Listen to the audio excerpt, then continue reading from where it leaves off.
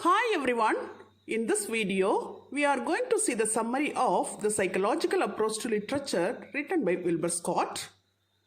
The psychological approach is otherwise known as psychological criticism. Sigmund Freud, an Austrian neurologist, was the founder of psychoanalysis, including the theories of id, ego and superego, Oedipus complex, repression and defense mechanism. Working of the psyche or working of the human mind is his most important finding.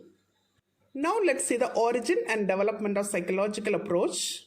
In the earlier period before Freud, the English Romantics and the European Romantics delved into the working of the mind. After that, Diderot's Ramey's nephew influenced Freud. In this work, nephew stands for the irrational element in human nature. Freud called it id. Diderot represents the reason that controls impulses. Freud calls this reasoning faculty the ego and the superego.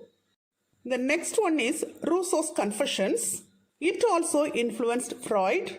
It opened Freud's eyes to the immortal self that lies hidden in the depths of even a good man. Then comes Shelley and Byron in England, and Schlegel, Schopenhauer and Stendhal in Europe. They spoke about the concept of free love.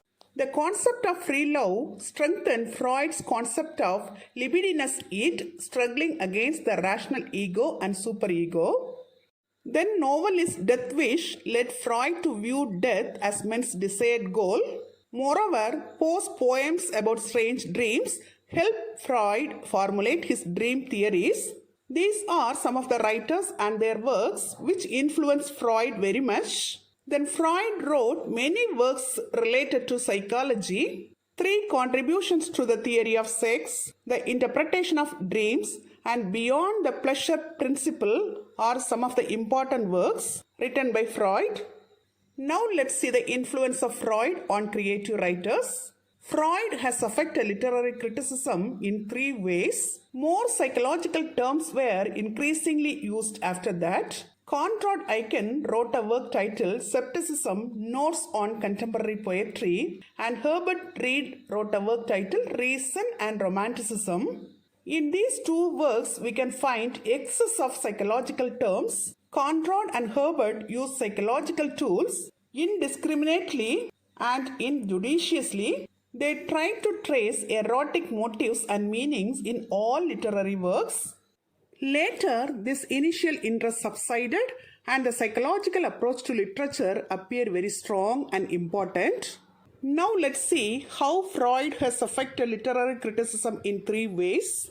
The first one is many perceptive studies of the creative process begin to appear based on Freudian findings of psychology. I.A. Richards wrote Principles of Literary Criticism. In this work, he analyzed the constituents of aesthetic experience. He said that great literature contributed to synesthetic equilibrium and evoked a harmonious kind of response from the audience. Ogden and Wood wrote a work titled The Foundations of Aesthetics. Then Kenneth Burke wrote an essay titled Antony in Behalf of the Play, in which he examines the unconscious relation between the writer and the reader. The second contribution made by Freudian psychology is the psychoanalysts psychoanalyze creative author in an effort to find out how maladjustments of the authors color their works. After that, many psychological biographies were written. Some important psychological biographies are Sir Harold Nicholson's Tennyson, Aspects of His Life, Character and Poetry, Joseph Woodcraft's Edgar Allan Poe, A Study in Genius, and John Middleton Murray's The Son of Woman, The Story of D.H. Lawrence. The third contribution of Freud is psychology is being increasingly used to explain fictitious characters. The critic becomes a psychoanalyst, searching for subconscious forces which motivate a character. For example, Ernest Jones' study of Hamlet, that is, Hamlet's delay in avenging his father's death to his mother fixation or Oedipal complex. Then Ernest Christ's psychological study of Prince Hall's conflict. That is, identifying Hotspur with superego and Falstaff with id. Then, Adler's concept of the inferiority complex and Jung's theory of the collective consciousness also enrich the psychological approach to literature. Now let's see the charges leveled against psychological approach. The first one is oversimplification. For example, Van Wyck Brooks' The Ordeal of Mark Twain and Levinson's Expression in America. The second one is psychologists mistake poet for dreamers. The dreamer has no control over his dream, but the poet has control over his product. Freudianism stresses the working of the human mind. It had a profound effect on creative writers and critics. The poets and novelists were encouraged by Freudian theories to explore the innermost recesses of human mind, the consequences of the suppression of the sex instinct by inner and outer restraints. Sexual aberrations like Oedipus complex and Electra complex came to be dealt with a greater degree of frankness and explicitness.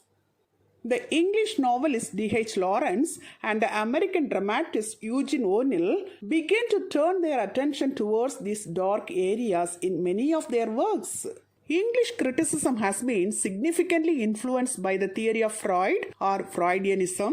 I.A. Richards and Ogden analyzed the constituents of poetic process. According to I.A. Richards, the best literary work is the one which establishes an equilibrium between opposite mental forces. Literary critics tried to unearth a creative writer's small adjustments to show how they have affected their works. Psychological studies of the private lives of writers like D.H. Lawrence, Poe, Melville, etc. have been undertaken. Psychological analysis of fictitious characters have been undertaken to solve insoluble riddles. Dr. Ernest Jones' criticism on Shakespeare's Hamlet, that is, Hamlet's inordinate delay in avenging his father's death to his mother fixation, is given importance in analysis. Then in Shakespeare's Henry IV Part 1, the view of Prince Hall being torn between Falstaff as it and Hotspur as superego is also an psychological analysis. Over-enthusiasm of some Freudian critics send erotic motives behind every character is certainly questionable.